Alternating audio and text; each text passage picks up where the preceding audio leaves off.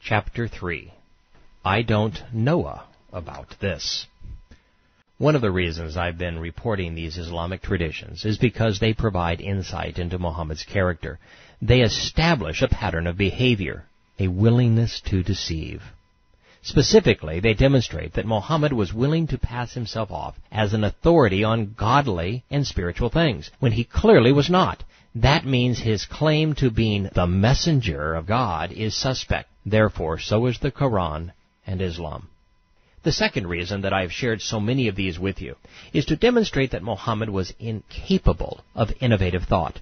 Lacking creativity and godly inspiration, he corrupted the Bible and plagiarized the Talmud.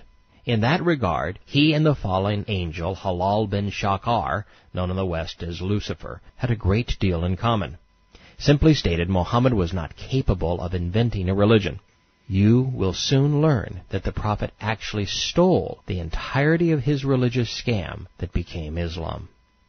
Third, these twisted variants all serve a purpose. Muhammad used them to justify the inclusion of Qusay's pagan practices into Islam.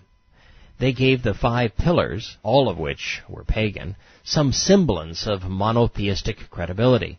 Time and again, Muhammad rewrote Jewish history to make Allah, Mecca, the Kaaba, Hajj, and himself seem worthy of veneration.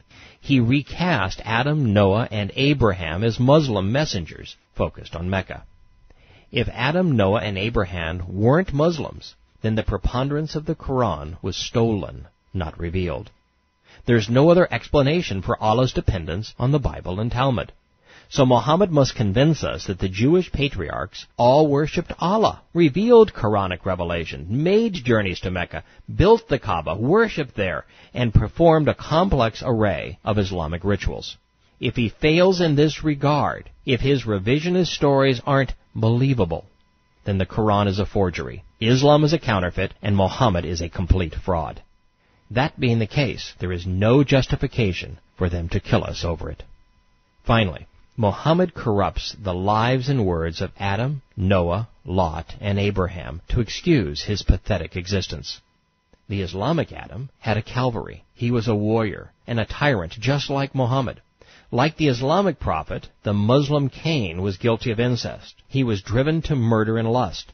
The Islamic Noah wanted his people to be slaughtered for mocking him. The Islamic Abraham destroyed the small idols so that his people would turn to the largest one. Muhammad recast these men in his image. They were all embroiled in arguments with their peers that mirrored Muhammad's Meccan trials.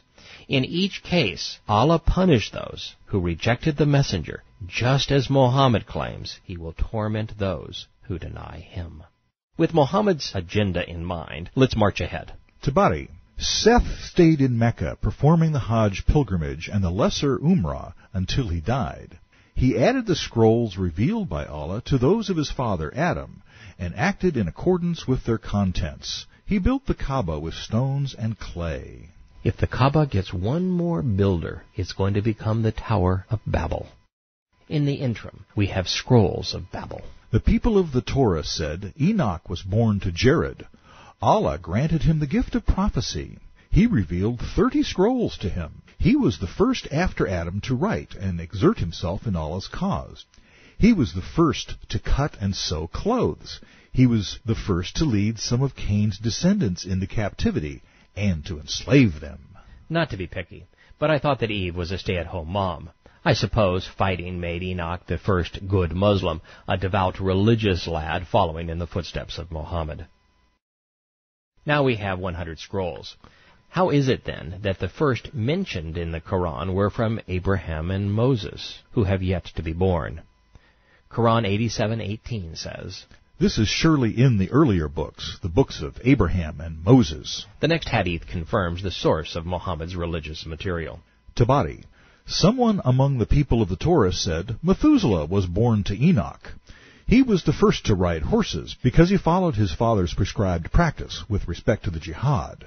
How could Adam have established a Calvary, as an earlier hadith claimed, if he didn't ride, or if he didn't fight? The people of the Torah say that Lamech was born to Methuselah, and that Lamech begot Noah.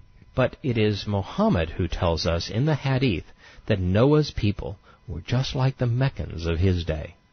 Noah would admonish his people, but they mocked him. Allah revealed that he had given Noah's people a postponement from punishment, so that they might apologize. Noah's people worshipped idols, so Allah sent his punishment down upon them and annihilated them. Everything Mohammed claimed happened to Noah actually happened to him. Starting with the 6th chapter of Prophet of Doom, we'll focus entirely on Mohammed's life. But between now and then, you should know that the Koran says it was Mohammed who admonished his people, but they mocked him. So Allah revealed that he had given the Meccans a postponement from punishment, so that they might apologize to Mohammed. 30 times in the Quran and countless more in the Hadith, Mohammed replays this twisted variant of Noah. Each is designed to scare Meccans into submission. By remaking Noah in his image and recasting Meccans in the role of Noah's people, Mohammed was able to make his impotent and vicious God appear capable of serving his prophet's interests.